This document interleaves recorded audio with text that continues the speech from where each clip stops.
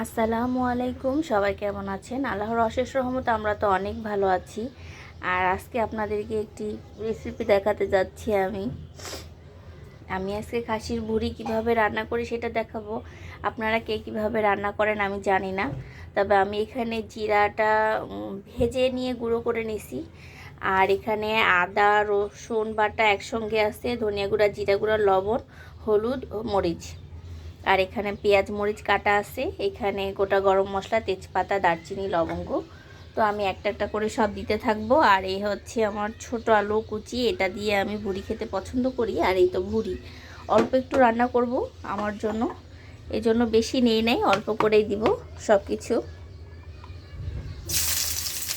আর তেল আমি অল্প করে দিছি, কারণ ভুড়িতে প্রচুর পরিমাণে তেল আছে। আমি বেশি তেল দেই নাই।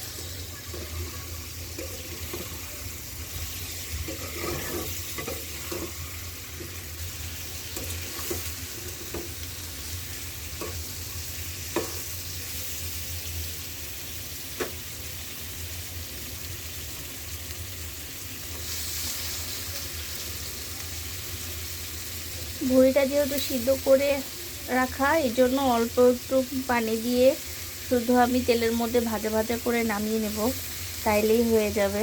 যার কারণে আমি আর পানি দিয়ে ভুঁড়িটাকে আলাদা করে সিদ্ধ করতে চাচ্ছি না।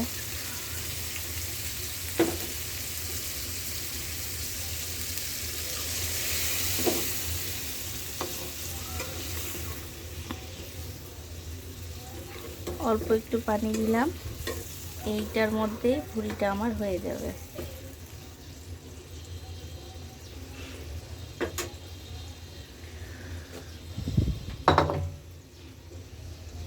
আমাদের দেশের অবস্থা এখন এত খারাপ যাচ্ছে, আসলে বলে বোঝানো সম্ভব না। কত কত স্টুডেন্টের যে প্রাণ গেল, জানি না দেশের অবস্থা কি দাঁড়াবে, কিভাবে কোথায় যেয়ে কি হবে।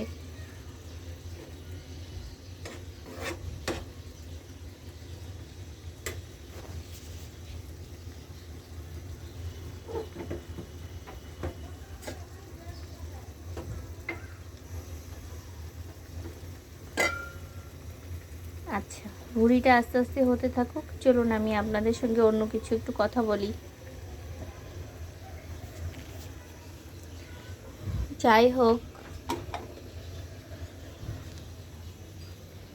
আমি আসলে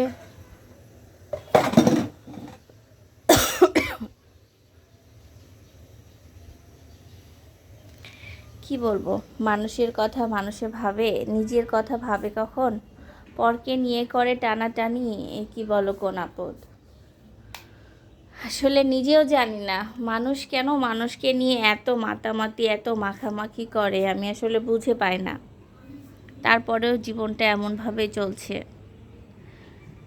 আপনার নিজের জীবনে কি হচ্ছে আপনি নিজে জানেন না, কিন্তু যখন অন্য কাউকে জিজ্ঞাসা করবেন, প্রতিবেশীদের কাউকে, দেখবেন ঠিকই আপনার জীবনে কি চলতেছে উনি বলে দিবে। আপনার প্রয়োজন পড়বে না আপনার জীবনে কি হচ্ছে না হচ্ছে এগুলো সম্পর্কে জানার, বোঝার। এইটা হচ্ছে আমাদের কালচার হয়ে গেছে এখন।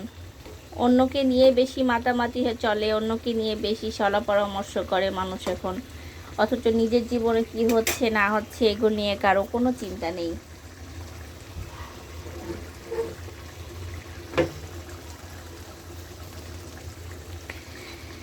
যাই হোক, আপনারাও আমার মতো করে এইভাবে ভুড়ি রান্না করে ট্রাই করে দেখবেন, অনেক ভালো লাগে। এরকম একটা রেসিপি হলে আর কিছু লাগে না ভাতের সঙ্গে। আর এই যে আমার চিরাচরিত মেয়ের জন্য চিংড়ি, চিংড়ি ছাড়া সে ভাত খেতে পারে না, তাই শাকের ভেতরেই আজকে চিংড়ি দিয়ে তার জন্য রান্না করে দিছি, যেন আমাকে আর আলাদা করে কোনো পেইন নিতে না হয়। শাকও খাওয়া হবে, চিংড়িও খাওয়া হবে।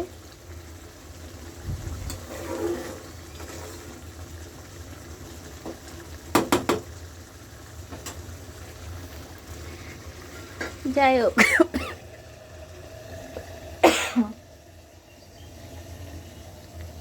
আজ এই পর্যন্ত। সবাই ভালো থাকবেন, সুস্থ থাকবেন, আমাদের জন্য দোয়া করবেন। আল্লাহ হাফেজ।